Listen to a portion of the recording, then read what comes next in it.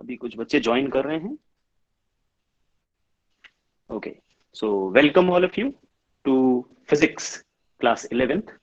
अब आप लोग 10th से, क्योंकि 11th में आए हैं, तो जाहिर सी बात है कि आप लोगों का जो सब्जेक्ट का स्टैंडर्ड है वो डेफिनेटली थोड़ा सा बढ़ गया है। It has definitely increased a little bit.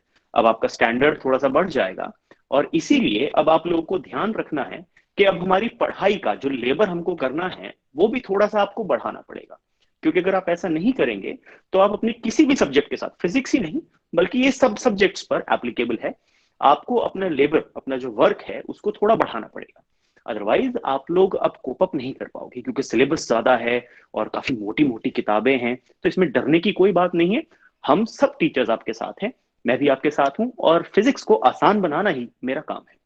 ठीक है, तो अब हम लोग स्टार्ट करेंगे हमारी फिजिक्स का। सबसे पहले बात करेंगे कि हम लोग सिलेबस में जो हमने पढ़ना है उसका मैं आपको ऑलरेडी इंट्रोडक्शन प्रीवियस वीडियो में दे चुका हूं। तो आप सबने वो देखी होगी जिसमें हमने सिलेबस का डिस्कशन किया था। ठीक है, तो अब मैंने उसमें आपको बताया था कि हम सबसे पहले जब हम फिजिक्स स्टार्ट करते हैं तो हमें इसमें मैथ्स की जरूरत पड़ती है। तो ऐसा क्यों है वो समझते हैं। जो हमारे पास जो फिजिक्स अब है, देखिए आज से पहले आप जो फिजिक्स पढ़ते थे उसमें दो एक ही पार्ट होता था मेन, वो था उसको मेमोराइज करने वाला पार्ट जिसको बोलते हैं लॉजिकल पोर्शन। ठीक है, ये लॉजिकल पोर्शन वो होता है जिसमें आप कोई कॉन्सेप्ट सीखते हैं। ठीक है, उस कॉन्सेप्ट का यानी कोई लॉ सीख लिया आपने, वो लॉ क्या काम करता है, कैसे काम करता है, बेसिक्स उसकी इक्वेशन इक्वेशन सीख ली, वो मेमोराइज करने वाला पार्ट होता है। ये वाला पार्ट वो होता है जिसको आप मेमोराइज कर सकते हो, और ये इसलिए थोड़ा सा आसान बन जाता है। अब तक आपने जो फिजिक्स पढ़ी क्लास 10th ऑनवर्ड्स, क्लास 10 तक, उसमें 9th और 10th में आपने यही वाला पोर्शन मेजरली सीखा। इसके साथ आपके साथ थोड़े से अटैच हो जाते थे, इसके साथ कुछ एक न्यूमेरिकल्स, और आप उन्हें करके सही हो जाते थे। आपको लगता था ये बहुत अच्छी हमारी फिजिक्स चल रही है। ठीक है, लेकिन जो हमारी क्लास 11th की जो फिजिक्स है उसमें इसके साथ एक छोटा सा पार्ट और ऐड हो जाता है। ठीक है, और वो इसका मैथमेटिकल पोर्शन है। अब ये मैथमेटिकल पोर्शन क्या है, हम इसको समझते हैं कि हमारे पास अब जो मैथमेटिकल पोर्शन है वो क्या है। देखो, इसमें जो मैथमेटिकल पोर्शन है वो हमारे लिए आता है फ्रॉम द पॉइंट कि हमें अब सारी की सारी डेरिवेशंस करनी पड़ेंगी। यानी आप जो भी लॉ की बात करोगे, मान लो आपने जैसे Newton's law, Newton second law को पढ़ा, F is equal to M A आप पढ़ के आए हैं। अब आपने वो लॉ पढ़ा था, आपने उसके फॉर्मूला के ऊपर न्यूमेरिकल्स किए थे, लेकिन अब क्लास 11th में हम लोग उस लॉ को वो कैसे मैथमेटिकली आया, हम वो डेरिवेशंस भी करेंगे। आपने इक्वेशंस ऑफ मोशन पढ़ी थी, लेकिन अब हम इक्वेशंस ऑफ मोशन को कैलकुलस की मदद से डिराइव करेंगे। Actually we will derive those mathematical relations.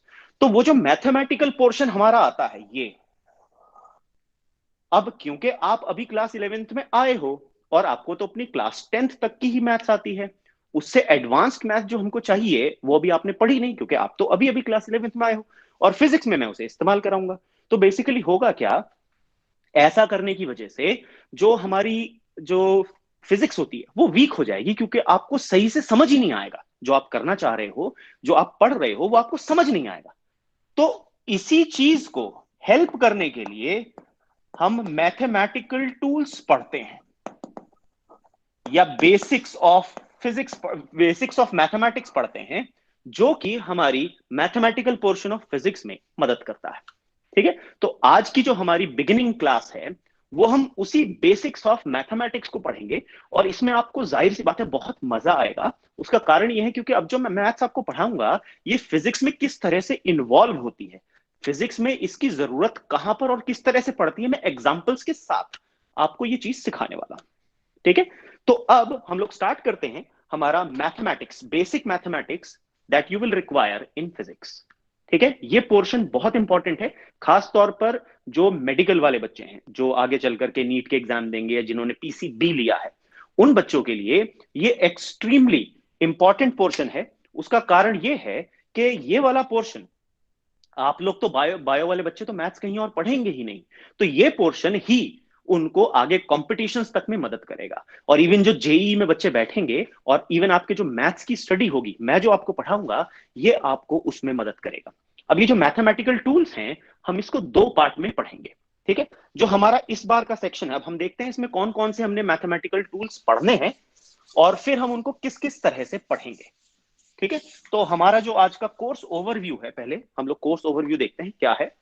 तो हमने जो बेसिक मैथमेटिक्स पढ़ना है, तो हमारा आज का टॉपिक है बेसिक मैथमेटिक्स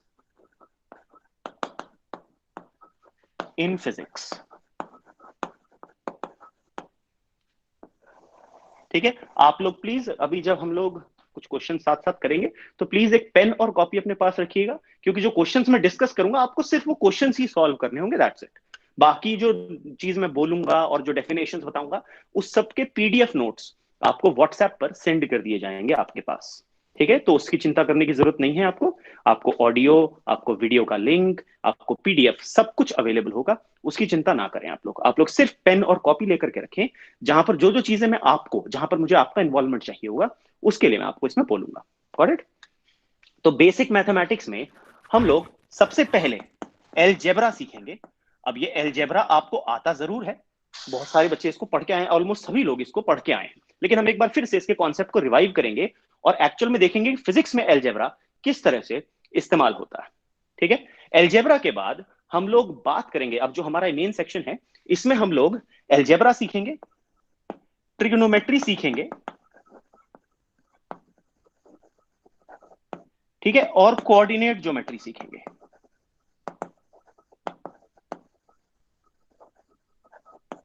ठीक है, इसके बाद हम लोग सीखेंगे यहां पर डिफरेंशियल कैलकुलस, ये बिल्कुल नया है और बहुत ज्यादा इंपॉर्टेंट है। इसके बाद हम लोग सीखेंगे इंटीग्रेशन, फिर हम लोग सीखेंगे आपका मैक्सिमा मिनिमा,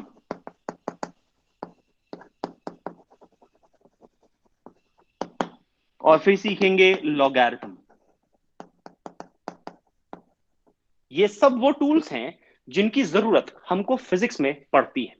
ठीक है, तो इनमें से ये जो तीन हैं ये हमारे पार्ट 1 में आएंगे और ये जो बाकी के 4 हैं ये हमारे पार्ट 2 में आएंगे। इसका मतलब ये है अभी हम लोग स्टार्टिंग में ये 3 वाले पोर्शन सीखेंगे, क्योंकि हमें अब जो चैप्टर पढ़ना है उसमें इन्हीं की जरूरत हमको पड़ेगी। उसके बाद जब चैप्टर खत्म हो जाएगा then we will move on to these 4 parts, क्योंकि अगले चैप्टर में हमको इनकी जरूरत पड़ेगी। तो जैसे जैसे जो जो चीज हमको जरूरत पड़ती जाएगी हम उसको वैसे वैसे करते चले जाएंगे। ठीक है, तो हम मूव करते हैं हमारे पार्ट 1 के फर्स्ट टॉपिक पर, algebra.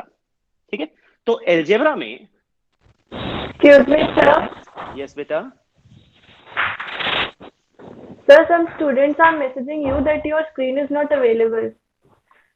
Okay, screen available Could you कैसे please नहीं check? है बच्चे? स्क्रीन तो अवेलेबल होनी चाहिए सबके पास, ऐसा नहीं हो सकता। आपका रीड लॉग आउट करके दोबारा लॉग इन कर लीजिए तो आपकी स्क्रीन की प्रॉब्लम सॉल्व आउट हो जाएगी। ठीक है, सर लॉग नाउ आउट करिए, विजिबल। लॉग आउट करिए, लॉग इन करिए, आपकी स्क्रीन आपके सामने वापस आ जाएगी। कई बार हो सकता है प्रॉब्लम आपके कनेक्शन की वजह से हो जाती है। ठीक है, और चिंता करने वाली कोई बात नहीं है, आपको ये पूरी वीडियो भी यूट्यूब पर मिल जाएगी, तो आप पूरा लेक्चर वहां भी देख पाएंगे आज ही, इसके बाद ही, तो परेशान ना हो। तो इसलिए इतना ज्यादा परेशान कोई भी बच्चा नहीं होगा। आपको वीडियो, आपको ऑडियो, आपको पीडीएफ नोट्स सब कुछ अवेलेबल होगा। तो अगर अभी कोई दिक्कत आ भी रही होगी तो आप बने रहिए साथ में, और फिर मैं आपको ये अपलोड भी कर दूंगा तो इससे दिक्कत नहीं होगी। ऑल ये सब कुछ रिकॉर्ड हो रहा है, ओके? तो इसलिए परेशान कोई भी बच्चा नहीं होगा, नो प्रॉब्लम एट ऑल।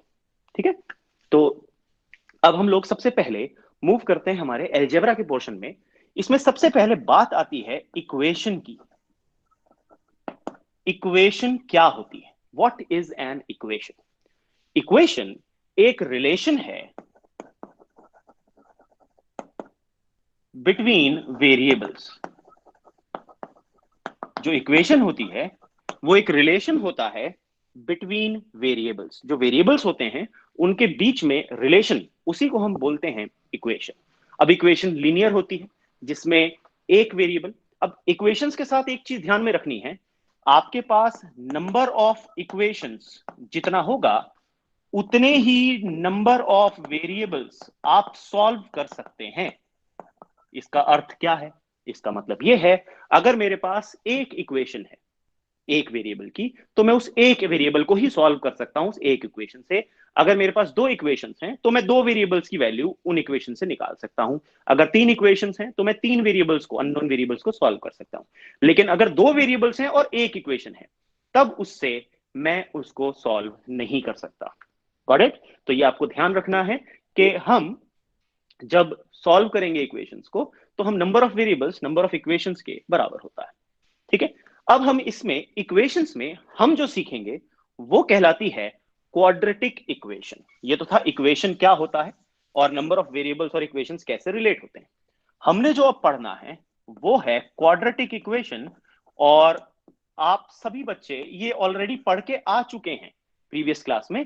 क्या था क्वाड्रेटिक इक्वेशन? एक इक्वेशन थी which was in the form of A X square plus B X plus C equals to zero. यहां पर ए बी और सी ये कांस्टेंट्स होते थे, और ये जो x है ये वेरिएबल होता है। a b and c are constants, और जो x है वो यहां पर वेरिएबल होता है। ठीक है? तो हमारे पास ये इस फॉर्म की इक्वेशन को हम कहते हैं एक क्वाड्रेटिक इक्वेशन। तो क्वाड्रेटिक इक्वेशन एक ऐसी इक्वेशन है which exist in the form of A X square plus B X plus C equal to zero, जहां पर ए बी सी कॉन्स्टेंट्स हैं, एक्स यहां पर वेरिएबल होता है। और अगर आप नोटिस करोगे, जो एक्स की हाईएस्ट वैल्यू होती है that is called the degree of equation. ठीक है? तो यहां पर जो डिग्री है इक्वेशन की, आप वो कह सकते हो एक्स की हाईएस्ट पावर 2 होती है। ऐसी इक्वेशन को हम कहते हैं क्वाड्रेटिक इक्वेशन। इसका जनरल सॉल्यूशन आप लोगों को पता है, इसमें दो रूट्स होती थी। सॉल्यूशन को इसमें रूट्स कहा जाता है। रूट्स को आप अल्फा या बीटा बोल सकते हो, या कहीं पर इसको x1 और इसको x2 लिखा जा सकता है। अल्फा पॉजिटिव रूट होता है, बीटा नेगेटिव रूट होता है। ठीक है? ये रूट कैसे निकाला जाता है? इसका फॉर्मूला बहुत सिंपल होता है। जो रूट होता है आपके पास अल्फा और बीटा, वो होता है minus B plus minus under root B square minus 4ac upon 2a। This was called the root of the equation. इसमें से अगर प्लस लगाओगे तो अल्फा यानी पॉजिटिव रूट आ जाएगा, माइनस लगाओगे तो बीटा यानी नेगेटिव रूट आ जाएगा। ये तो था बेसिक्स इस इक्वेशन का। ठीक है? इसमें ये जो टर्म हमने पढ़ी है, ये इसको डिटर्मिनेंट कहा जाता है। इसको डी या डेल्टा से डिनोट करते हैं, और इसकी वैल्यू होती है बी स्क्वायर माइनस 4ac। इसकी वैल्यू से हम बता सकते हैं कि रूट्स कैसी होंगी। अगर ये d जो होता है ये ग्रेटर देन जीरो पाया जाता है, if discriminant is greater than zero, तो हमारे पास रियल रूट्स होती हैं, रियल एंड अनइक्वल रूट्स। ठीक है? अल्फा और बीटा की अलग अलग वैल्यूज होंगी और दोनों रियल नंबर होंगे। इसके बाद अगर आपके पास ये जो d है ये इक्वल टू जीरो होता है, तो अल्फा इक्वल्स टू बीटा होती है और दोनों ही रियल वैल्यूज होती हैं। दोनों रूट्स बराबर होंगी और रियल होंगी।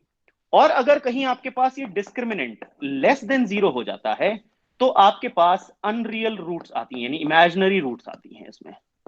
ठीक है? दीज आर अनरियल और इमेजिनरी रूट्स। ठीक?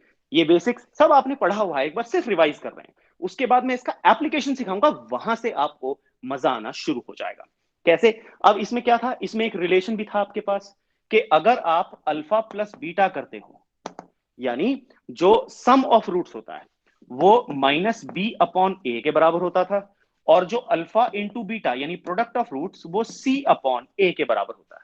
ठीक है? तो ये दो वैल्यूज और ये सारे रिलेशन हम लोग ऑलरेडी प्रीवियस क्लासेस में पढ़ के आए हैं, यहां तक हमको समझ में आ गया। ठीक?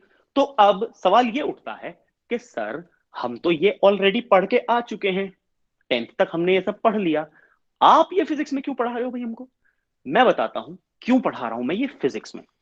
हम एक सिचुएशन कंसिडर करते हैं। ठीक है?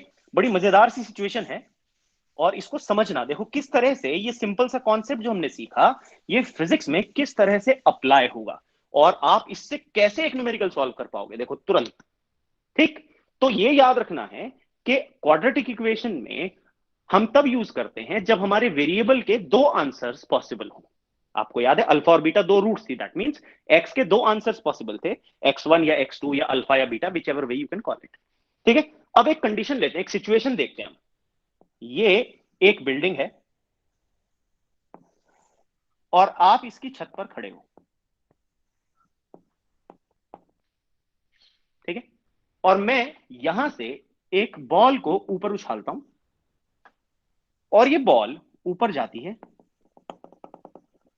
एक हाईएस्ट पॉइंट तक पहुंच करके नीचे आ जाती है,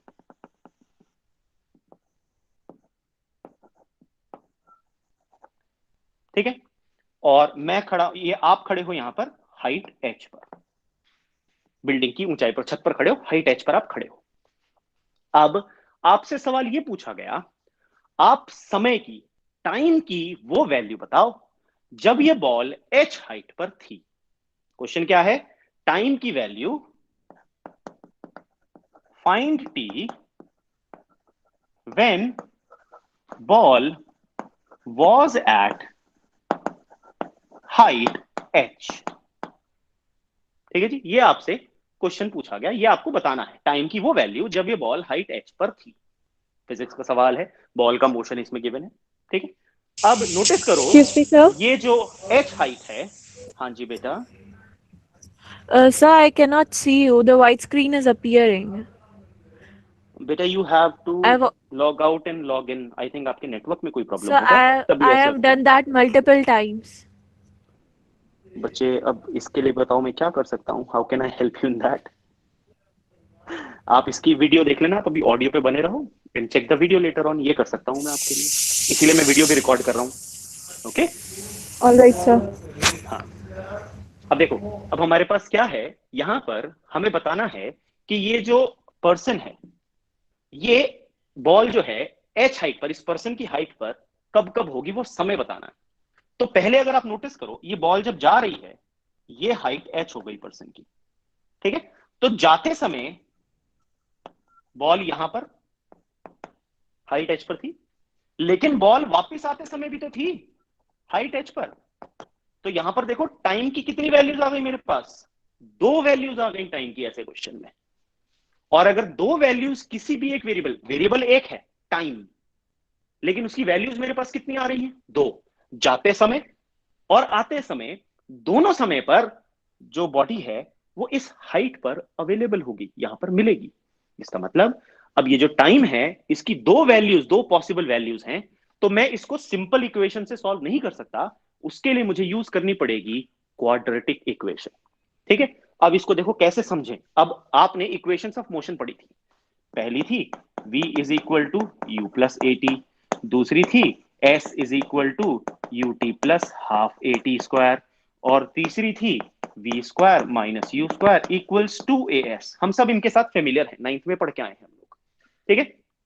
इनमें से देखते हैं टाइम की क्वाड्रेटिक इक्वेशन कौन सी बन रही है। इसमें तो टाइम की पावर 1 है, डिग्री 1 है इसमें, इसमें देखो, इसमें डिग्री 2 है, और इसमें तो टाइम है ही नहीं, इसमें टाइम एग्जिस्ट ही नहीं करता, ठीक है, टी की पावर 0 है इसमें, तो इसमें टाइम एग्जिस्ट ही नहीं करता। अब टाइम की दो वैल्यूज हमको निकालनी है, तो डिग्री 1 से तो सॉल्व नहीं हो सकता, उससे तो एक ही आंसर आएगा। तो हमें कितनी चाहिए, 2 डिग्री वाली इक्वेशन चाहिए, क्वाड्रेटिक इक्वेशन चाहिए। तो हमारा सोल्यूशन कौन सी इक्वेशन से निकलेगा, इस वाली इक्वेशन से निकलेगा। यानी अगर मुझे h की वैल्यू पता है, मुझे इनिशियल स्पीड पता है कि मैंने इसको कितनी स्पीड से उछाला था u, मुझे h पता है, मुझे u पता है, और मुझे पता है ऊपर जाते हुए acceleration due to gravity minus g लगता है। जैसे ही मैं ये वैल्यू पुट करूंगा, मेरे पास टाइम के दो आंसर आ जाएंगे, and I will be able to solve the numerical. मैं न्यूमेरिकल को तुरंत सॉल्व कर दूंगा। तो देखो यहां पर हमने लॉजिक लगाया क्वाड्रेटिक इक्वेशन का, और हमने सॉल्व क्या कर लिया, फिजिक्स का एक न्यूमेरिकल। इसीलिए क्वाड्रेटिक इक्वेशन आपको फिजिक्स में पढ़ाई जा रही है। समझ में आया क्यों, कारण क्या था मेरा आपको ये क्वाड्रेटिक इक्वेशन पढ़ाने का। सबको क्लियर हो गया यहां तक। अब एक और क्वेश्चन हम इसके ऊपर बेस देखते हैं, ताकि आपको थोड़ा सा और क्लियर हो जाए कि ये फिजिक्स में किस तरह से और पढ़ाया जाता है, ठीक है। क्वेश्चन है, the speed of a particle moving along a straight line is given by, हम इसको रब कर देते हैं जरा,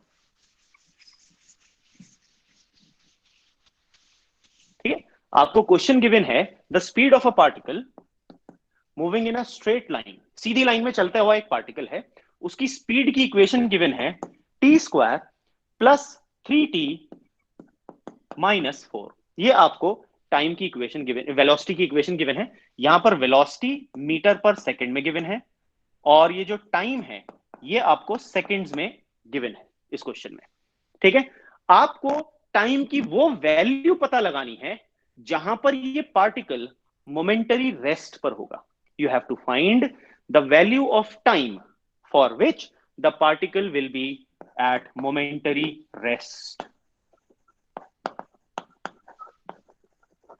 अब फिजिक्स का सवाल है, ठीक है।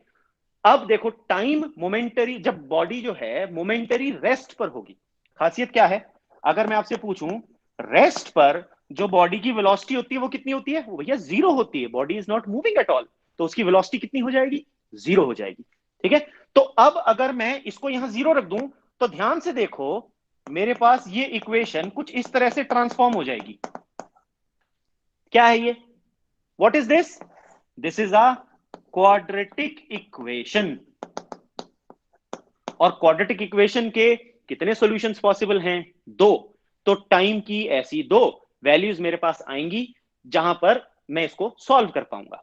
अब पॉजिटिव नेगेटिव दोनों आ सकती हैं, और हमको ये बात पता है टाइम कभी नेगेटिव नहीं होता, टाइम इज ऑलवेज पॉजिटिव। तो उनमें से अल्फा यानी पॉजिटिव रूट ही मेरा आंसर होगा। इस तरह से आप इस क्वेश्चन को सॉल्व करोगे। समझ में आया सबको? तो ये कॉन्सेप्ट फिजिक्स का क्वेश्चन है, लेकिन मैंने अप्लाई जो किया कॉन्सेप्ट, वो मैंने अप्लाई किया क्वाड्रेटिक इक्वेशन का। इसीलिए हम लोग फिजिक्स में क्वाड्रेटिक इक्वेशन को इंट्रोड्यूस करते हैं दोबारा से।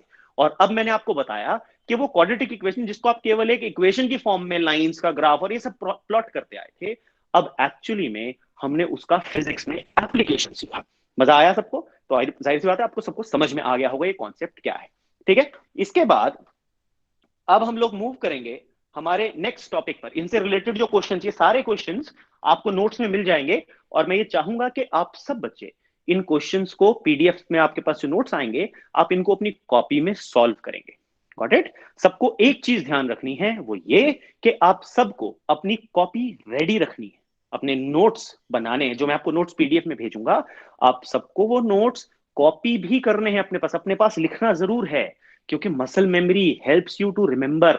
आपको वो याद रखने में मदद करेगी, ठीक है। ये याद रखना है, और फिर मैं आपसे कभी भी आपका जो होमवर्क होगा, आपकी जो नोट्स कॉपी होगी, उसकी किसी से भी मैं उसकी फोटो मंगवा सकता हूं, और मुझे वो काम पूरा मिलना चाहिए। डेली के डेली सबको पढ़ना है, ठीक है। तो अब हम मूव करते हैं हमारे नेक्स्ट टॉपिक पर। ये तो हो गया क्वाड्रेटिक इक्वेशन का बेसिक्स, और हमने समझा फिजिक्स में हम इसको किस तरह से अप्लाई करेंगे, ठीक। अब हम लोग मूव करते हैं हमारे नेक्स्ट टॉपिक पर। इसको बोलते हैं सीक्वेंस। पढ़ा हुआ है ये भी आपने, सीक्वेंस, एपीजीपी, ठीक है। अब ये सीक्वेंस क्या है? सीक्वेंस नंबर्स का अरेंजमेंट है।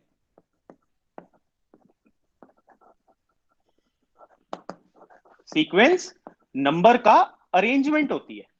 किस तरह के नंबर्स का अरेंजमेंट? जिनको किसी एक रूल से arranged according to some rule. अब वो रूल क्या हो सकता है? वो रूल हो सकता है, भले ही मैं भाई एक नंबर में, मान लो मैं 1 से लिखना स्टार्ट कर रहा हूं, 1 से। अब मैं क्या कह रहा हूं? मैं भाई 1 में हर बार अब जो नंबर आएगा मैं उसमें 2 ऐड करता चला जाऊंगा। तो 1 पहला नंबर बना 1, 1 में 2 ऐड किया तो 1 + 2 इज 3, ठीक। 3 में 2 ऐड किया, 3 + 2 इज 5, 5 में 2 ऐड किया, 5 + 2 इज 7, 7 में 2 ऐड किया, 7 + 2 इज 9, 9 में 2 ऐड किया 11, एंड सो ऑन। ये चलती रहेगी। मैं ऐसे बहुत ढेर सारे नंबर बना सकता हूं, जितने मर्जी। ध्यान से देखो, ये सारे ऑड नंबर चलते आ रहे हैं मेरे पास, ठीक है। तो ये ऑड नंबर्स की सीक्वेंस तैयार हुई, ठीक है। इसी तरह से हो सकता है मैं क्या करूं, मैंने नंबर लिया 1, अब मैं इसे हाफ से मल्टीप्लाई कर देता हूं, तो मेरे पास आ गया 1 × हाफ इज 1/2, फिर 1/2 × half is 1/4, 1/4 × half is 1/8, 1/8 × half is 1/16, 1/16 × half is 1/32, and so on. तो देखो मैंने यहां पर एडिशन का रूल लगाया, यहां पर मैंने मल्टीप्लीकेशन का रूल लगाया, ठीक है। तो ये एक प्रॉपर अरेंजमेंट, एक रूल कोई सा भी लगा लो, और उस रूल से जो इक्वेशन आपके पास तैयार हो रही हो उसको हम बोलते हैं सीक्वेंस। अब हम जो सीक्वेंस पढ़ेंगे, हम 2 सीक्वेंस हमारे काम की हैं जो हमने यहां फिजिक्स में इस्तेमाल करनी है, ठीक है। ये आपको क्लास 12th में भी मिल सकती है, और ये क्लास 11th में भी इसके न्यूमेरिकल्स आपको मिल सकते हैं। बताऊंगा, मैं एग्जांपल दूंगा किस तरह के क्वेश्चंस में इस्तेमाल होगा, ठीक है। तो अब हम बात करते हैं यहां पर सबसे पहली सीक्वेंस जो हम सीखेंगे उसे बोलते हैं अरिथमेटिक प्रोग्रेशन, एपी, जिसे आप शॉर्ट में एपी बोलते हैं, अरिथमेटिक प्रोग्रेशन। ठीक है, एपी।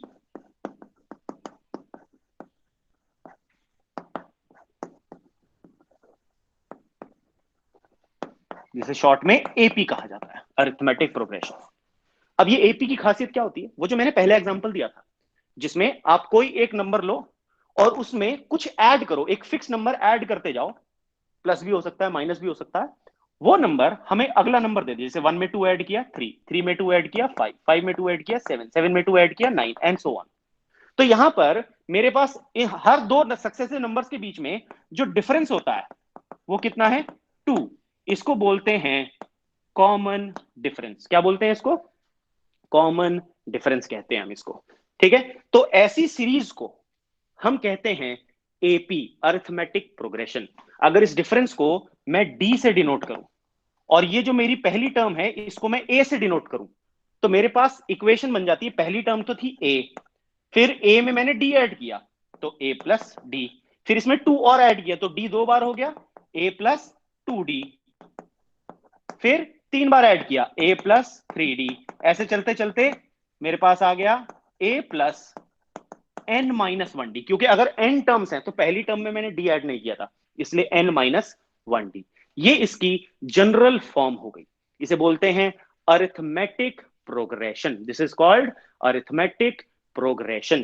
ठीक है, अब अगर आपसे कहा जाए ये ढेर सारी n टर्म्स हैं आपके पास, इन n टर्म्स का सम करके बताओ इनका टोटल कितना आएगा, ये यूज करेंगे हम फॉर्मूला, इसलिए बता रहा हूं। ठीक है, तो Sn, ये जो सम ऑफ n टर्म्स होता है, इसका फॉर्मूला होता है n/2 ब्रैकेट, ब्रैकेट में फिर हम लिखेंगे 2a plus n-1 times d। ठीक है, ये हमारे पास सम ऑफ n टर्म्स होता है, इसे बोलते हैं अरिथमेटिक प्रोग्रेशन। ठीक है जी, अब कहां इस्तेमाल होगा भैया, ये कैसी जगह पे हम इसका इस्तेमाल करेंगे, इसका हम इस्तेमाल करेंगे एक क्वेश्चन। सपोज आपसे कहा गया, अब देखो इसका क्वेश्चन फिजिक्स में कैसे आएगा, इसका क्वेश्चन फिजिक्स में कुछ इस तरह से बन के आ सकता है। आपको कहा गया जो पोटेंशियल, जैसे आपने पढ़ा था पोटेंशियल, क्लास 10th में आप लोग पोटेंशियल पढ़ के आए हैं, ठीक है ना, पोटेंशियल, इलेक्ट्रिक पोटेंशियल पढ़ा है। तो ऐसा एक सवाल आपसे कहा गया, जो किसी भी एक क्वांटिटी का पोटेंशियल होता है, एक चार्ज की वजह से पोटेंशियल, उस पोटेंशियल का फॉर्मूला, हम आगे ये सब सीखेंगे, क्लास 12th में हमने पढ़ना है ये वाला, 11th में ग्रेविटेशनल पोटेंशियल है। ठीक है, तो आपको पोटेंशियल गिवन है वो Q/R, ये आपको एक फॉर्मूला गिवन है। ठीक है, आपको कहा गया जो बॉडी होती है चार्ज की वजह से पोटेंशियल का फॉर्मूला कुछ ऐसा सा गिवन है। आपको कहा गया चार्जेस को हमने ऐसे रख दिया, 1 पर, 3 पर, 5 पर, 7 पर, 9 पर, इन पर हमने चार्ज रखते चले गए। ठीक है, और आप बताओ इन सारे चार्जेस, n चार्जेस रख दिए मैंने ऐसे, Q वाले n चार्जेस रख दिए। अब बताओ इन सबका टोटल पोटेंशियल इस ओरिजिन पर कितना होगा। ठीक, तो अगर आप नोटिस करो इनके जो डिस्टेंसेस हैं वो डिस्टेंसेस किसके अंदर लाए कर रहे हैं, they are lying in the arithmetic progression series. अगर आप नोटिस करो भाई, पहले वाले चार्ज का डिस्टेंस है 1, दूसरे वाले चार्ज का डिस्टेंस है 3, तीसरे वाले चार्ज का डिस्टेंस है 5, चौथे वाले चार्ज का डिस्टेंस है 7। नोटिस करो 1, 3, 5, 7, फिर अगले वाले का 9। ये जो डिस्टेंसेस हैं आर, ये किस फॉर्म में आ गया, एपी की फॉर्म में। तो यहां पर जब मैं इसको सॉल्व करूंगा तो मैं क्या लगाऊंगा यहां आर के लिए फॉर्मूला, अरिथमेटिक प्रोग्रेशन का।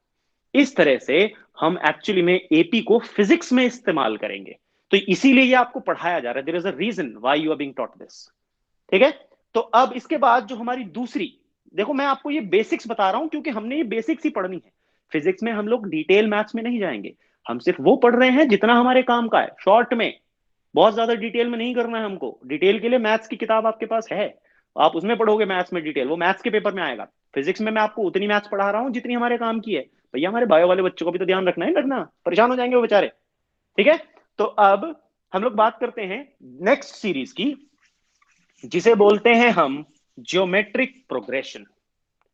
जो दूसरी सीरीज हमने पढ़नी है वो कहलाती है ज्योमेट्रिक प्रोग्रेशन, जिसको हम शॉर्ट में जीपी भी नाम देते हैं।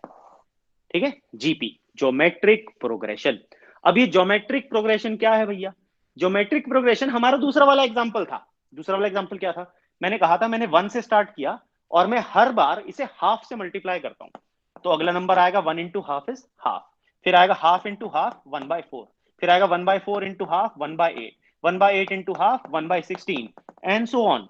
तो अगर आप नोटिस करो यहां पर हर दो नंबर्स के बीच में अगर मैं इनको डिवाइड करूं तो इनका जो रेशियो आएगा वो हाफ आएगा। यानी अगर मैं half divided by 1 is half, 1/4 divided by half is half, 1/8 divided by 1/4 is half, 1/16 divided by 1/8 is half. इसको बोलते हैं कॉमन रेशो, आर। ये क्या होता है? Common ratio. कैसे निकलता है भैया? ये हमारी जो कोई भी टर्म होती है, nth term divided by n minus 1th term, nth term divided by n minus 1th term, हर अगली टर्म से उससे पिछली टर्म को डिवाइड कर दो तो आपके पास ये कॉमन रेशो आ जाता है। ठीक है जी। अब अगर आप नोटिस करो इसकी जनरल फॉर्म, पहली टर्म जो मैंने स्टार्ट करी इसको भी a बोलते हैं यहां पर। ठीक है, तो पहली टर्म मैंने लिखी a, फिर मैंने a को कॉमन रेशो हाफ से मल्टीप्लाई किया तो अगली टर्म आ गई AR, फिर मैंने उस टर्म AR को R से मल्टीप्लाई किया AR स्क्वायर, फिर मैंने उस वाली AR स्क्वायर को R से मल्टीप्लाई किया AR cube and so on. तो देखो पहली टर्म में R की पावर 0, दूसरी में R की पावर 1, तीसरी टर्म में R की पावर 2, चौथी टर्म में R की पावर 4, तो nth टर्म में R की पावर n माइनस 1। टर्म का जो नंबर है R की पावर उससे एक कम है तो nth टर्म में n R की पावर n माइनस 1 आ जाएगी। ये बन गई मेरे पास general form of GP, geometric progression. ठीक है, अब ऐसे इसमें इनफाइनाइट टर्म्स आपके पास हो सकती हैं, you can have infinite terms. हम इनफाइनाइट वाला ही यूज करेंगे क्योंकि वही हमारे पास क्वेश्चन की फॉर्म में आता है। ठीक है, तो इसमें जो इनफाइनाइट टर्म्स का सम होता है, ऐसी इनफाइनाइट टर्म्स है मेरे पास, उनका जीपी में जो सम है वो होता है a/1 माइनस आर। ठीक है, यहां पर जो r है that should lie between 0 and 1, r की जो वैल्यू है that should be between 0 and 1, तब मेरे पास ये इनफाइनाइट जीपी का सम होता है। ठीक है, इसी तरह से हम दो फॉर्मूलाज और याद रखेंगे जो हमारे पास काम आ सकते हैं, वो है sum of natural numbers. Natural numbers कौन से होते हैं भैया? 1 2 3 4 5 6 एंड सो ऑन। तो अगर मैं 1 plus 2 plus 3 plus 4 plus 5 plus 6 plus n, ये सम। अब मेरे से पूछा गया भैया इनका सम बताओ टोटल कितना हुआ, तो मैं इसके लिए फॉर्मूला लगाऊंगा sum of n natural number n into n plus 1 upon 2। सारे फॉर्मूला ये आपको आपके नोट्स में मिल जाएंगे, परेशान होने वाली कोई बात नहीं है। अभी सिर्फ ध्यान यहां पर होना चाहिए, मैं जो पढ़ा रहा हूं उस पर ध्यान दो। ठीक है, जब मैं कहूंगा ये चीज लिखो तब आप वो लिख लेना। ठीक है, तो हमारे पास जो n नेचुरल नंबर्स हैं उनका सम हम इस फॉर्मूला से इस्तेमाल करते हैं। मान लो मेरे से कहा गया भैया मैंने अब इन सबके स्क्वायर कर दिए, 1 square 2 square 3 square 4 square n square, अब जोड़ के बताओ अब क्या करोगे तुम? अब ये तो है नहीं कि यहाँ दो का प्रोडक्ट है, यहाँ तो हर नंबर का इंडिविजुअल स्क्वायर है। ठीक है, तो इसका जो सम होता है, sum of squares of natural number, ये आपको याद रखना है, ये फॉर्मूला होता है n into n plus 1 into 2n plus 1 divided by 6। ये होता है sum of square of natural numbers. ठीक है, यहां तक हमारा वो सीरीज का कॉन्सेप्ट है जो हमने पढ़ा। ठीक है, मैंने आपको बता भी दिया ये किस तरह के क्वेश्चंस में इस्तेमाल में आएगा। जैसे जैसे आएगा, जब जब वहां क्वेश्चन आएंगे, मैं एक बार फिर से आपके दिमाग को फिर से रिफ्रेश कर दूंगा इस कॉन्सेप्ट के बारे में, तो आप इसलिए परेशान ना हो। हम बहुत आसान से पढ़ेंगे, फिजिक्स बहुत इजी बना दूंगा मैं आप लोगों के लिए, बिल्कुल भी परेशान होने वाली बात नहीं है, जरा सा भी डरने की बात नहीं है। भले ही आपके पास बायो हो या मैथ्स हो, कोई भी बच्चा डरेगा नहीं फिजिक्स से।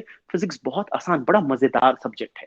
प्रॉब्लम यह है कि हम इससे इतना डर जाते हैं शुरू में ही कि हम इसके लिए एंट्री बंद कर देते हैं। क्या होता है, आप इमेजिन करो, आप किसी चीज से डरते हो, ठीक है, तो अगर आप मान लो आप भूत से डरते हो, रात में गए, आपको कहीं कोई ऐसा आदमी सा दिखा जो भूत लगा, भाग के आके दरवाजा बंद कर लोगे, क्या होगा? आपने डर की वजह से दरवाजा बंद कर दिया। यही चीज सब्जेक्ट के साथ भी है।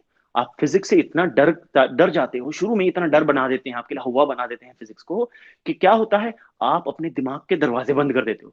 जब दरवाजा बंद हो जाएगा भैया, तो कॉन्सेप्ट जाएगा कैसे दिमाग में, कैसे समझ में आएगा कुछ। इसीलिए हमको अपने दिमाग के दरवाजे खोल के रखने हैं। फिजिक्स डरने वाली चीज नहीं है। फिजिक्स मजेदार सब्जेक्ट है, खूब मजा आएगा इसको पढ़ने में। ठीक है, तो इसलिए डरना नहीं। कोई भी दिक्कत होगी, आई एम देयर। कोई भी प्रॉब्लम है, मैं हूं ना आपके पास, तो आप मुझसे अपनी प्रॉब्लम शेयर कर सकते हो। इसलिए डरना नहीं है। हम सबको अच्छे से पढ़ना है फिजिक्स को।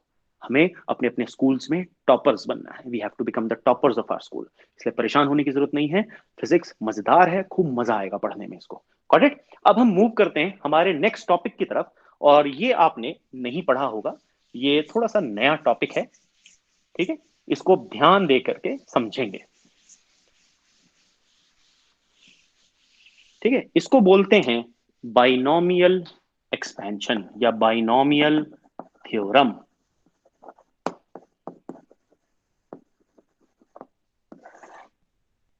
ठीक है, अब ये बाइनोमियल थ्योरम क्या होता है? पहली बात, मोनोमियल, बाइनोमियल, पॉलिनोमियल, ये सब क्या होते हैं? मोनोमियल होता है एक ऐसी टर्म जिसमें केवल एक सिंगल टर्म हो, एक ऐसा एक्सप्रेशन, एल्जेब्रिक एक्सप्रेशन जिसमें सिंगल टर्म हो, जैसे 5x² एक ही टर्म है, दैट इज अ मोनोमियल। अगर मैं 5x² प्लस 6x लिख दूं, दैट इज अ बाइनोमियल। इसमें दो टर्म्स हैं, 5x² plus 6x plus 9 minus 4, कुछ भी ऐसे, प्लस 8x³ प्लस, ये बन गया पॉलिनोमियल। ज्यादा, बहुत ढेर सारी टर्म्स। तो बाइनोमियल थ्योरम कह रहा है, इसका मतलब दो टर्म्स वाली बात हो रही होगी। तो मान लो अगर आपसे कहा जाए a प्लस बी का होल स्क्वायर, तो आप इसे तुरंत सॉल्व कर सकते हो। a² plus 2ab plus b²। भैया हमने आंसर दे दिया। आपसे a+b³ कहा गया, आपने वो भी सॉल्व कर दिया। मैंने कहा a प्लस बी की पावर 3/7, आप सॉल्व करो। तो अब इसको सॉल्व नहीं कर पाओगे, क्यों? क्योंकि इसमें जो पावर है वो बड़ी कॉम्प्लिकेटेड हो जाती है। ठीक है, तो ऐसे एक्सपेंशंस को सॉल्व करने के लिए, जब आपके पास nth पावर हो, मान लो a प्लस बी की पावर n है, ऐसे एक्सपेंशंस को सॉल्व करने के लिए बाइनोमियल थ्योरम लगाया जाता है। ठीक है, क्या लगाया जाता है इसमें? Binomial theorem. कैसे लगाया जाता है इसका एक्सपेंशन समझो। देखो, बाइनोमियल थ्योरम कहता है कि अगर a प्लस बी की पावर n है, ठीक, तो उसको मैं जब ओपन करूंगा तो मैं लिखूंगा a की power n plus n into a की पावर n-1 b। ठीक है, फिर यहां पर अपॉन 1 फैक्टोरियल नहीं लिखेंगे, फिर plus n into n-1 a की power n-2 b² upon 2 into 1, sorry यहां 2 इंटू 1, यहां आएगा 3 इंटू 2 इंटू 1, 3 फैक्टोरियल। और इस तरह से ये टर्म्स चलती चली जाएंगी आगे चल करके। b की पावर बढ़ती जाएगी, n की पावर कम होती चली जाएगी, जब तक n a की वैल्यू 0 नहीं हो जाए और b की पावर n नहीं हो जाए, ये तब तक खुलता रहेगा। इस तरह के एक्सपेंशन को हम बोलते हैं बाइनोमियल एक्सपेंशन। अब ये तो बड़ा कॉम्प्लिकेटेड सा है, तो हम इसको क्या करते हैं, हम इसको सिंपल बना देते हैं। कैसे सिंपल बनाते हैं, देखो अब इसको सिंपल कैसे बनाया जाएगा। हम फिजिक्स में जो पढ़ेंगे वो ये वाली फॉर्म नहीं है, ये तो मैथ्स वाली फॉर्म है। हमें जो करना है वो इसका सिंपल वाला काम है। हमें करना है, अगर आपको कोई भी वैल्यू गिवन है, मान लो आपको a प्लस बी की पावर n गिवन है, ठीक है, तो मैं इसको कुछ ऐसे लिख सकता हूं, a की पावर n बाहर निकाल लूं तो मेरे पास बचेगा 1 प्लस बी अपॉन ए की होल पावर n। ये बन गया मेरे पास। अब इस एक्सप्रेशन को मैं सॉल्व करूंगा। ठीक है, ये जो है, अब इस वाले पोर्शन को, इसको, ये जो b अपॉन ए है, इसको मैं अगर x लिख दूं, तो सिर्फ इतना वाला पोर्शन मेरे पास लिखा जाएगा 1 प्लस x की पावर n। ठीक है, अब अगर ये वैल्यू फ्रैक्शन है, तो ये आपके पास b जो है जनरली a से छोटा होगा, इसके लिए ध्यान रखना। तो x जो है it should be less than 1। Condition क्या है? x should be less than 1। तब मेरे पास इसका सरल उपाय कहता है ये वैल्यू लगभग लगभग बराबर होगी 1 प्लस nx के। किसके बराबर होगी? 1 प्लस एन एक्स के। क्यों भैया ऐसा क्यों होगा? क्योंकि यहां पर जो मेरे पास टर्म थी, उस टर्म के अंदर अब इसकी जो x जो है ये बहुत छोटा है, तो अगर आप याद करो इसमें x की पावर पहले 1 आएगी, फिर उसके बाद x स्क्वायर आएगा, फिर x की पावर 3 आएगी, x की पावर 4, x की पावर 5 एंड सो ऑन, जो हमने एक्सपेंशन पढ़ा था उससे। तो उससे क्या होगा? अब क्योंकि x 1 से छोटा है, एक नंबर लेते हैं 0.1, ठीक है, इसकी पावर 1 रखी तो आंसर आया 0.1। अब मैं 0.1 की पावर 2 कर देता हूं तो आ जाएगा 0.01। अगर मैं इसकी पावर 3 कर दूं, 0.1 की पावर 3, तो 0.001। पावर 4 करूं 0.1 की पावर 4, तो 0.0001। तो ध्यान से देखो, ये वैल्यू बढ़ रही है क्या? नहीं, ये तो और छोटा होता जा रहा है। 0.1 ऑलरेडी छोटा है, 0.01 और छोटा, उससे 10 गुना और छोटा, ये और 100 गुना छोटा उससे, ये 1000 गुना छोटा उससे और। तो इसका मतलब जैसे जैसे मैं इनकी कोई भी नंबर जो लेस देन 1 हो, अगर मैं उसकी हायर पावर्स बनाता हूं तो उससे करने से वो और छोटा होता चला जाता है। तो इसलिए मैं क्या करूंगा, उसकी जितनी हायर पावर्स होंगी उनको मैं क्या कर दूंगा, मैं उनको कर दूंगा निग्लेक्ट। क्या कर दूंगा मैं उसको? इसको मैं कर दूंगा निग्लेक्ट। और ऐसा करने से मेरे पास आंसर देखो, ये n कुछ भी हो सकता था, ये 3/7 हो सकता था, 5/9 हो सकता था, -2/7 हो सकता था, नेगेटिव भी हो सकता था ये। तो ऐसा करने पर मैंने इतने कॉम्प्लिकेटेड वैल्यू को सिंपल बना दिया, और ये लगभग लगभग सेम वैल्यू आती है। मैं भी आपको करके दिखाऊंगा, सेम वैल्यू आएगी, अप्रोक्सीमेट, बिल्कुल आसपास, बहुत क्लोज अप्रोच पहुंचते हैं, ठीक है। तो इसको हम बोलते हैं बाइनोमियल थ्योरम। यानी बेसिकली करना क्या है, जब भी एक्सप्रेशन ऐसा गिवन हो, इस एन को उठा के सामने मल्टीप्लाई करो, वो आपका आंसर आ जाएगा, दैट्स इट। एन प्लस हो तो प्लस आएगा, माइनस हो तो यहाँ माइनस आ जाएगा, सिंपल सा फॉर्मूला। Got it? सबको समझ में आया? ये है बाइनोमियल एक्सपेंशन का फॉर्मूला। अब इसको हम अप्लाई करके देखते हैं कि भैया ये आप पढ़ा तो रहे हो हमको, हमारे किस काम का? हम ये एक्स कहां ढूंढते फिरेंगे, इसको लगाएंगे, पहले पिछले साल से पहले से परेशान है एक्स को ढूंढते ढूंढते, अब तक तो मिला नहीं, ठीक है। तो अब हम इसको समझेंगे कि ये एक्चुअली में कैलकुलेशंस में अप्लाई कैसे होता है, देखते हैं इसको, ठीक है। तो बाइनोमियल थ्योरम का एक्चुअल न्यूमेरिकल एप्लीकेशन किस तरह से ये इस्तेमाल होगा नंबर्स में, उसको हम समझते हैं, ठीक है। तो मैं एक एग्जांपल लेता हूं। मैंने आपसे कहा find the square root of 1.006, ठीक है। आपको क्या करना है? आपको 1.006 का स्क्वायर रूट निकालना है। कहोगे सर ये तो किसी भी हाल में बाइनोमियल की फॉर्म में नहीं दिख रहा हमको, ये तो स्क्वायर रूट का क्वेश्चन है, आपने ये बाइनोमियल में कहां से लिख रहे हो आंसर? अब देखो मैं इसको कैसे बाइनोमियल में कन्वर्ट करता हूं। इसको 1.006 की पावर हाफ लिख सकता हूं। स्क्वायर रूट का मतलब होता है पावर हाफ, क्यूब रूट का मतलब होता है पावर 1/3, फोर्थ रूट का मतलब होता है पावर 1/4 एंड सो ऑन, जो भी रूट होती है वो 1 अपॉन में आ जाती है। Got it? तो मेरे पास ये बन गया 1.006 की पावर हाफ। इसको मैं तोड़ भी तो सकता हूं, 1 प्लस 0.006 होल की पावर हाफ। देखो सही लिखा मैंने भाई, 1.006 can be broken as 1 plus 0.006। ध्यान से देखो, 1 प्लस x की power n where x is less than 1। Satisfy हो रहा है? 1 प्लस x की power n where x is less than 1। 0.006 तो 1 से बहुत छोटा है, कंडीशन सेटिस्फाई हो गई। क्या करूंगा? फॉर्मूला लगाऊंगा। क्या था फॉर्मूला? 1 प्लस x की power n is approximately equals to 1 plus nx। तो अगर मैं 1.006 की पावर n, जिसको मैंने 1 प्लस 0.006 की पावर n लिखा, यानी हाफ लिखा n की जगह, तो मैं इसको लिखूंगा 1 प्लस हाफ इंटू 0.006। 0.006 का हाफ होता है 0.003। ठीक, आंसर क्या आया? दोनों को जोड़ो तो मेरे पास आंसर आया 1.003। ये मेरा आंसर आया बाइनोमियल से। अब अगर तुम्हारे पास कैलकुलेटर अभी अवेलेबल है, जरा चेक करके आंसर निकालो। तुम्हारा आंसर कैलकुलेटर बताएगा 1.00299।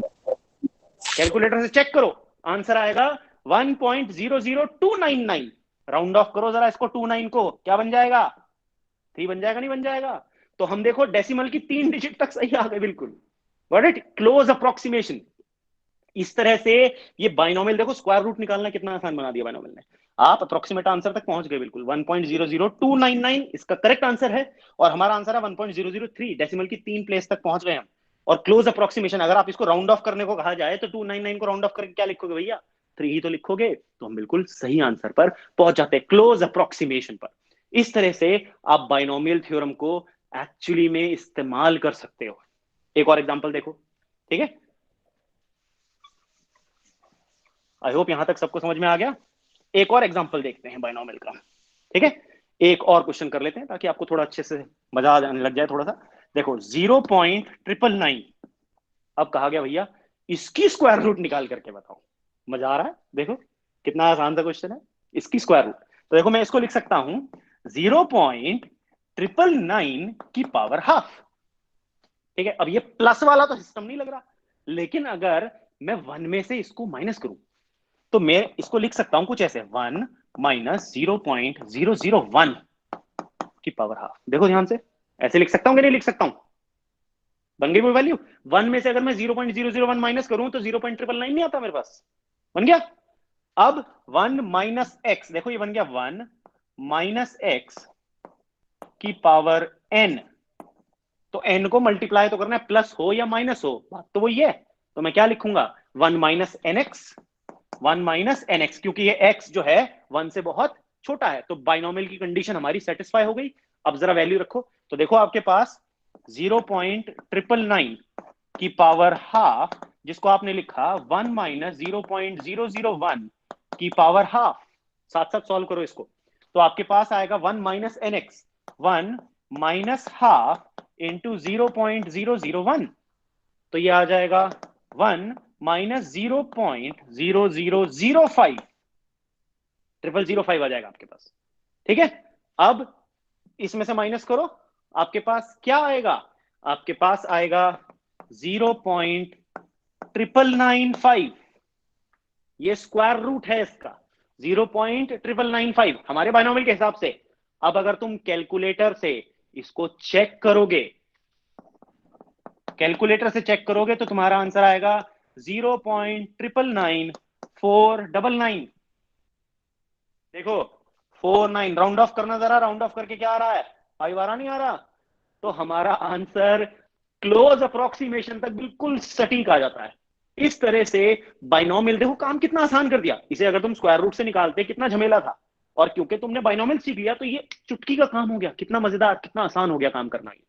इसीलिए ये ध्यान रखना है कि ये जो बाइनोमियल हमने सीखा है ये हमारे काम को बहुत आसान बना देता है।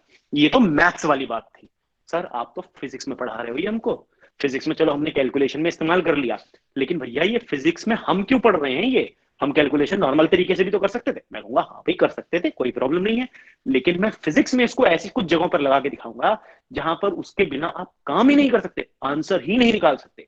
जैसे एक क्वेश्चन आपको गिवन है, एग्जाम्पल समझाइए, क्वेश्चन आपको पीडीएफ में लिखा हुआ मिलेगा, तो क्वेश्चन उतारने की जरूरत नहीं है किसी को भी, आप सिर्फ इसका सॉल्यूशन समझेंगे कि हम इसका सॉल्यूशन किस प्रकार कर रहे हैं। Will only be learning about the solution of this, ठीक है जी।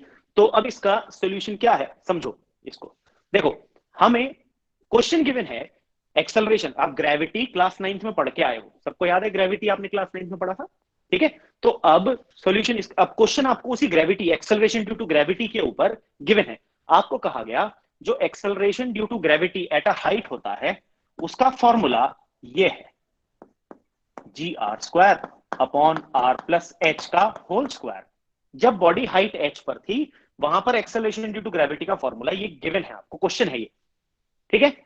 आपको ये बताना है अगर ये हाइट बहुत कम है, यानी बॉडी जो है वो अर्थ के सरफेस के पास है, यानी जो हाइट है वो रेडियस ऑफ अर्थ से बहुत छोटा है, आर यहां पे रेडियस ऑफ अर्थ है और एच है हाइट अबव द अर्थ, ठीक है। क्वेश्चन में कहा गया अगर हाइट रेडियस से बहुत ज्यादा छोटी है तब आपको यह प्रूव करके दिखाना है कि जी एच की value g into 1 minus 2h upon R है।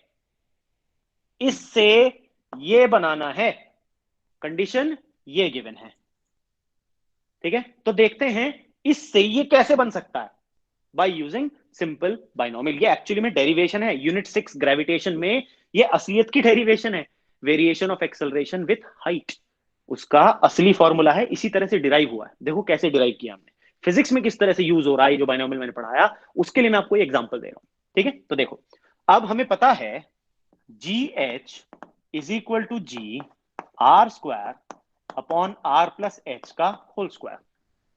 अब यहां से आर अगर मैं बाहर निकालूं तो स्क्वायर की फॉर्म में आ जाएगा और यहां नीचे एच आर आ जाएगा मेरे, तो मैं इसको लिखूंगा g R square upon R square 1 plus H upon R का होल स्क्वायर। क्योंकि मैंने आर कॉमन निकाल लिया बाहर तो यहां आर नीचे आ जाएगा, और क्योंकि स्क्वायर में था तो इसलिए स्क्वायर। अब इस स्क्वायर से ये कैंसिल हो गया, तो मेरे पास इक्वेशन बची G H is equal to G upon 1 plus H upon R का होल स्क्वायर। इसको अगर मैं ऊपर ले जाऊं तो मैं इसको ऐसे भी तो लिख सकता हूं, G H is equal to G 1 plus H upon R. अब ये पावर यहां प्लस थी, ऊपर जाकर के हो जाएगी -2, बन गया। अब नोटिस करो ये जो टर्म है ये मुझे कहीं कहीं जानी पहचानी लग रही है, ये टर्म हमारे बाइनोमियल एक्सपेंशन की फॉर्म में नजर आ रही है। देखो 1 प्लस एक्स की पावर n, कंडीशन क्या थी, x should be less than 1। अब देखो अगर h r से बहुत छोटा है, क्वेश्चन में कहा गया if h is less then r, तो h upon r will definitely be less than 1। भैया अगर न्यूमरेटर डिनोमिनेटर से छोटा हो तो फ्रैक्शन तो 1 से छोटा होता है, जैसे 1/3 1/7 ये सब 1 से छोटे फ्रैक्शंस हैं, छोटी क्लास में पढ़ के आए हो ये फ्रैक्शंस इतना, तो ठीक है। तो h r से कम है तो h upon r is less than 1, यानी मेरे बाइनोमियल की कंडीशन परफेक्टली सेटिस्फाई हो गई। तो अब फॉर्मूला क्या होता था, 1 प्लस एक्स की power n is approximately equals to 1 plus nx, यानी पावर को यहां मल्टीप्लाई कर दो, x की जगह यहां पर क्या है h अपॉन r और n की जगह क्या है -2। तो मैं लिख सकता हूं using binomial 1 plus H upon R की power -2 is approximately equals to 1 plus -2 into h upon R, यानी 1 माइनस 2h अपॉन आर। इसकी जगह मैं ये लिख सकता हूं, देखो फॉर्मूला में रखो, तो जी एच आ गया g into 1 minus 2h upon R, और हमको यही डिराइव करके दिखाना था। अगर आप ध्यान दो क्वेश्चन में क्या कहा था, इससे ये बना के दिखाओ, बना दिया नहीं बना दिया, किसकी मदद से बनाया, with the help of binomial expansion, binomial theorem. तो ये जो हम बाइनोमियल थ्योरम पढ़ रहे हैं इसको इसी वजह से पढ़ रहे हैं हम लोग यहां पर बाइनोमियल को, क्योंकि इसी तरह से हमारे लिए ये बाइनोमियल यूजफुल होगा। ये एक्चुअल में फिजिक्स की डेरिवेशन में हमने इसका एप्लीकेशन देखा है, ये फिजिक्स की डेरिवेशन में हमारे पास एप्लीकेशन है, ठीक है। सबको ये समझ में आ गया बाइनोमियल, आप लोगों को अच्छा लगे, ये जो मैं वीडियो है अब आपकी अपलोड करूंगा, तो इसीलिए अगर आप लोगों को अच्छी लगे, जो भी बाकी बच्चे हैं, तो प्लीज चैनल को सब्सक्राइब जरूर करिएगा सब लोग, if you like the videos, okay.